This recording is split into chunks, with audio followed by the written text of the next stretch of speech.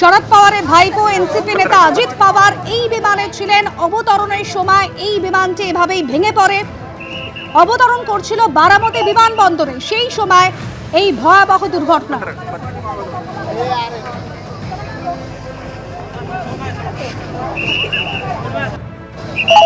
বিজেন্দ্র সিংহ আমাদের প্রতিনিধি রয়েছেন আমাদের সঙ্গে। বিজেন্দ্র, ভয়াবহ বিমান দুর্ঘটনা, এখনো পর্যন্ত কি জানা যাচ্ছে?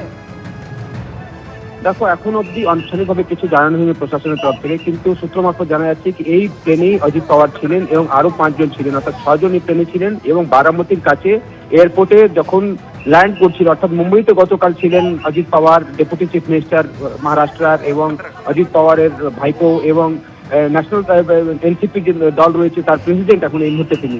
এবং গতকাল ক্যাবিনেটের মিটিং করার পর তিনি মুম্বইতে ছিলেন। আজকে সকালে তার প্রোগ্রাম ছিল বারামতিতে 10টার পর থেকে, সেটার জন্যই তিনি মুম্বই থেকে বারামতি যাচ্ছিলেন। এবং বারামতির কাছেই ক্র্যাশ করেছে প্লেন। এবং প্লেনের যে যে যে ছবিগুলো আমরা এই মুহূর্তে পাচ্ছি, সেটাতে আশঙ্কা করা হচ্ছে কি কারো বাঁচার সম্ভাবনা খুবই কম রয়েছে। তবে এখনো অব্দি রেস্কিউ অপারেশন সেখানে চলছে। 6 জন ছিলেন এই প্লেনে এবং এটা প্রাইভেট চার্টার প্লেন ছিল অজিত পাওয়ারের, এবং সেটা বারামতির পাশেই ল্যান্ডিং এর সময় ক্র্যাশ করেছে। 6 জন এই প্লেনে ছিলেন। উপমুখ্যমন্ত্রী অজিত পাওয়ারও এই প্লেনের মধ্যেই ছিলেন। তবে অফিসিয়ালি এখনো জানানো হচ্ছে না। প্রশাসনের তরফ থেকে বলা হচ্ছে কি তারা রেস্কিউ রিলিফ অপারেশন এখন চালাচ্ছেন। যেভাবে হোক, যদি কোনো ইনজোর্ড সেখানে পাওয়া যায় সেক্ষেত্রে তাদেরকে রেস্কিউ করাই তাদের প্রায়োরিটি। তবে যে চিত্রটা আমরা দেখতে পাচ্ছি বারামতির এয়ারপোর্টের পাশে যেখানে প্লেন ক্র্যাশ করেছে, সেটাতে কারো বাঁচা থাকার সম্ভাবনা খুবই কম রয়েছে। তবে এখনো সেখানে রেস্কিউর কাজ চলছে। একেবারে বিজেন্দ্র, তুমি সঙ্গে থাকো। যেরকম জানা যাচ্ছে, এই অভিশপ্ত বিমানে শরদ পাওয়ারের ভাইপো অজিত পাওয়ার ছিলেন, সঙ্গে ছিলেন আরো 5 জন, অর্থাৎ মোট 6 জন এই প্রাইভেট চার্টার্ড বিমানে ছিলেন।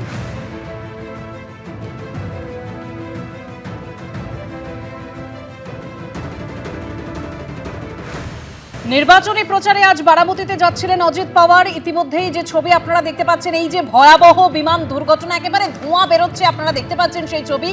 এই বিমানে অজিত পাওয়ার ছিলেন, তার সঙ্গে আরো 5 জন ছিলেন। শরদ পাওয়ারের ভাইপো অজিত পাওয়ার তিনি এই বিমানে ছিলেন। অভিশপ্ত বিমানে শরদ পাওয়ারের ভাইপো অজিত পাওয়ার তিনি ছিলেন, সঙ্গে ছিলেন আরো 6 জন, অর্থাৎ মোট 6 জন। মানে অজিত পাওয়ারের সঙ্গে আরো 6 জন এই বিমানে ছিলেন বলেই জানা যাচ্ছে। ভেঙে পড়া প্রাইভেট বিমান, একেবারে যেখানে ভেঙে পড়েছে সেই জায়গার ছবি দেখতে পাচ্ছেন। ঘটনাস্থল ইতিমধ্যেই উদ্ধার কাজ শুরু হয়েছে, এলাকায় চাঞ্চল্য শুরু হয়েছে, আপনারা দেখতে পাচ্ছেন সেই ছবি।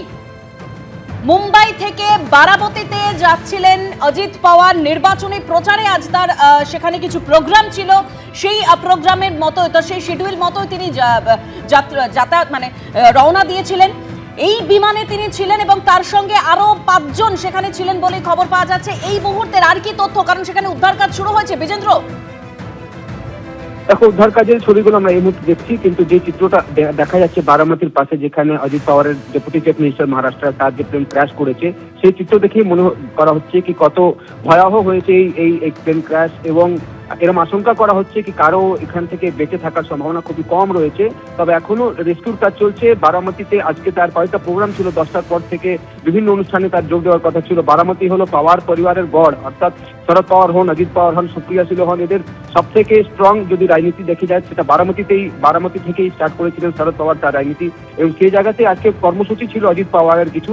মুম্বইতে গতকাল ছিলেন, গতকাল ক্যাবিনেটের বৈঠকে তিনি অংশ নিয়েছেন। তারপর আজকে সকালে মুম্বই থেকে তিনি বারামতি যাচ্ছিলেন এবং বারামতি ঠিক পাশেই প্লেন তার ক্র্যাশ করে এবং সেই তার প্রাইভেট প্লেনের মধ্যে আরো 5 জন তার সঙ্গে ছিলেন। এবং যে চিত্র এই মুহূর্তে আমরা দেখতে পাচ্ছি, সেটাতে আশঙ্কা করা হচ্ছে কি কেউ যে বেঁচে রয়েছে তার সম্ভাবনা খুবই কম রয়েছে। তবে এখনো রেস্কিউর কাজ চলছে এবং প্রশাসনের তরফ থেকে জানানো হচ্ছে কি রেস্কিউর কাজ চলাকালীন তারা এই মুহূর্তে কিছু বলতে পারছেন না কি পরিস্থিতি রয়েছে, কারা কারা এটাতে ছিলেন। তবে যেহেতু যে প্লেন যখন টেক অফ করেছিল মুম্বই থেকে বারামতির জন্য, সেই সময় এইটাতে 6 জন ছিলেন এবং তার মধ্যে অজিত পাওয়ারও ছিলেন, মহারাষ্ট্রের উপমুখ্যমন্ত্রী।